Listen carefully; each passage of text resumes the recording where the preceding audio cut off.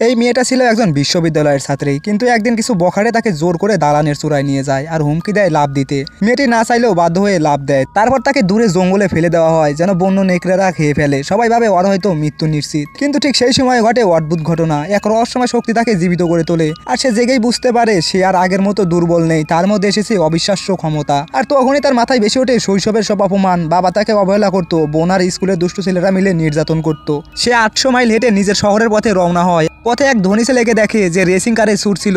মেয়েটি সরাসরি গাড়িতে উঠে বসে আর এক চাপেই গাড়ি ঘন্টায় 1000 কিলোমিটার গতিতে ছুটে যায়। আর পাহাড় পেরিয়ে বাতাস ছিঁড়ে সে ফিরে আসে নিজের বাড়িতে। অন্যদিকে বাড়িতে খবর পৌঁছে গেছে মেয়ে ফিরে আসছে। বোন ভয় পায়, বাবাও রেগে যায় আর তাকে অপমান করে তাড়িয়ে দিতে চায়, কিন্তু এবার মেয়েটি চুপ করে থাকে না। গলা উঁচিয়ে বলে, আমার কথা বিশ্বাস করো না, কিন্তু ওদের কথা অন্ধভাবে মানো। আসলে বদলানোর দরকার তোমাদের, আমার না। ঠিক তখনই এক রহস্যময় শক্তিশালী যুবক এসে মেয়েটিকে রক্ষা করে। আর কেউ জানে না সে কে, কিন্তু সে বলে ওকে কেউ ছুতে পারবে না।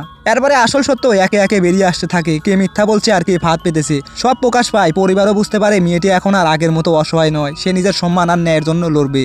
আর এইভাবে অবহেলিত মেয়ের জীবনটি এক মুহূর্তেই বদলে যায়। তো এবার তো লাইক করো।